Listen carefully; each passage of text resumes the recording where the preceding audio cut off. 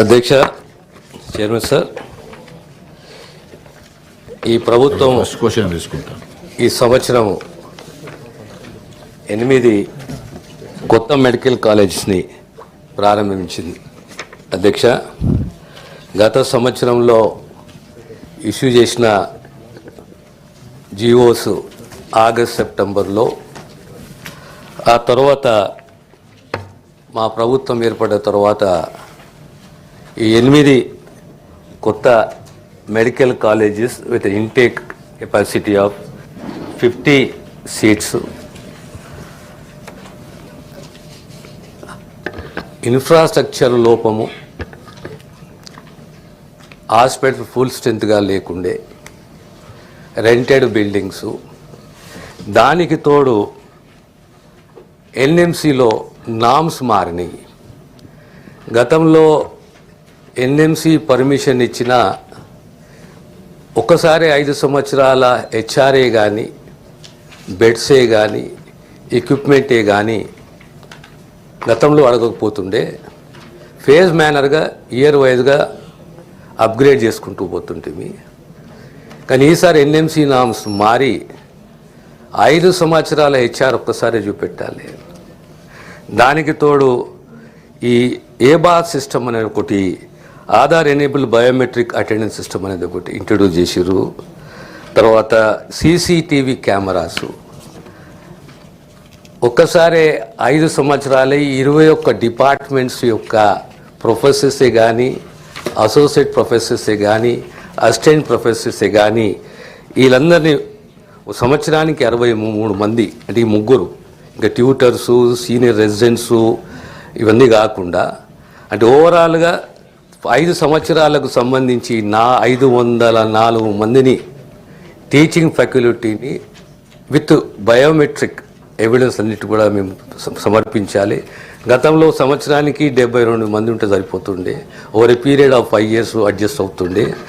దానికి ప్రభుత్వం చాలా ఎక్సైజ్ చేసి ప్రమోషన్సు, ట్రాన్స్ఫర్సు, కాంట్రాక్టు, ఈ రకంగా సుమారు 540 మందిని ఈ 8 కాలేజీలలో ఆ ఇన్ఫ్రాస్ట్రక్చర్ డెవలప్ చేసి, హాస్పిటల్స్ 50 బెడెడ్ హాస్పిటల్స్ ఉన్నా, 100 బెడెడ్ హాస్పిటల్స్ ఉన్నా 220 is the minimum for intake of 50 seats.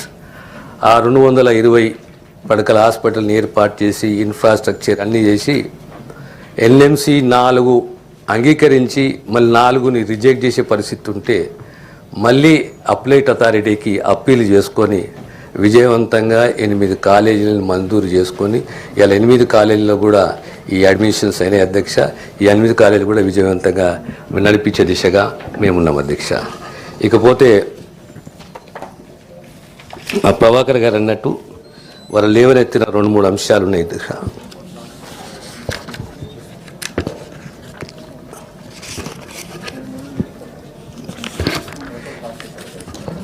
ఒకటి, ఎక్విప్మెంట్ విషయంలో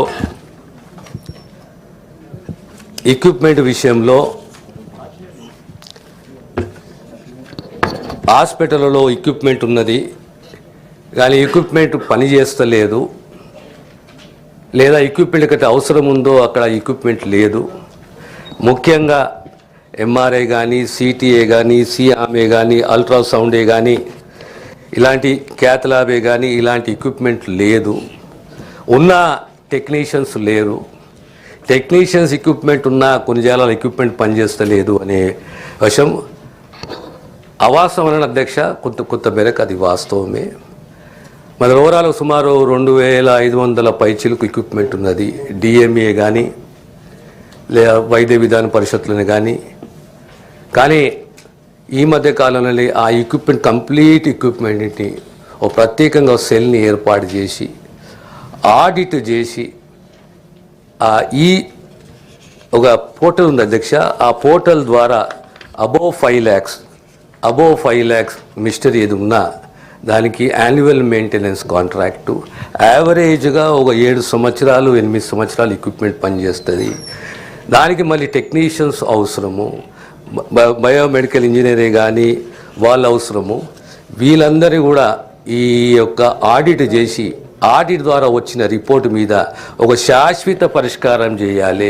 ఎక్విప్మెంట్ ఎప్పుడు పనిచేయాలి. ప్రధానంగా ఎంఆర్ఐ ఎక్విప్మెంట్ అనేది కేవలం హైదరాబాదులో గాంధీ ఉస్మానియా నిమ్స్లో, దానికి తోడు వరంగల్ ఎంఆర్ఐ ఎక్విప్మెంట్ ఉంది, మిగతా జాగ్రత్తలు లేదంటే అవసరాన్ని బట్టి, ఉదాహరణకు నిజామాబాదే కానీ లేదా ఆదిలాబాదే కానీ ఎక్కడైతే ఎంఆర్ఐ ఎక్విప్మెంట్ అవసరం ఉందో, ఎక్కడెక్కడ ఎక్విప్మెంట్ అవసరం ఉందో అక్కడ ఎక్విప్మెంట్ ఏర్పాటు చేసి దానికి సంబంధించిన హ్యూమన్ రిసోర్స్ బయోమెడికల్ టెక్నీషియనే కానీ వాళ్ళని కూడా నియమించే దిశగా మా కృషి ప్రయత్నం ఉంటుంది త్వరలోనే. ఎందుకంటే ఇది చాలా అవసరము. ఇన్ఫ్రాస్ట్రక్చర్, హెచ్ఆర్ ఎంత అవసరమో మనకు హాస్పిటల్కు, ఇన్ఫ్రాస్ట్రక్చరు, హెచ్ఆర్, డ్రగ్స్, ఫార్మసిస్టు ఇవన్నీ ఎంత అవసరమో ఈ బయోమెడికల్ ఇంజనీర్ టెక్నీషియన్ కూడా అంతే అవసరం. కనుక కొద్ది త్వరలోనే దీనిపైన ఒక నిర్ణయం తీసుకునేసేసి ఇంప్లిమెంట్ చేస్తాం అధ్యక్ష.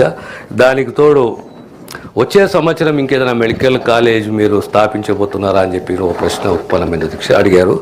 కొడంగల్లో ఇంకొక మెడికల్ కాలేజ్ రాబోయే సంవత్సరంలో ప్రారంభించబోతున్నాం అధ్యక్ష. ఇకపోతే మా నర్సిరెడ్డి గారు అడిగింది ఒకటి టీ డయాగ్నోస్టిక్ సంబంధించింది.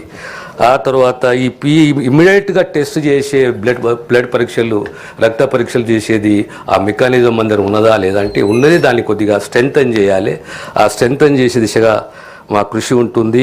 ఇకపోతే ఈజేహెచ్ఎస్ స్కీమ్లో ఈ మిగతా ఎంప్లాయీస్ ఉన్నారు, వాళ్ళకు కూడా హెల్త్ కార్డ్స్ ఇస్తారా అని చెప్పేసి అన్నారంటగా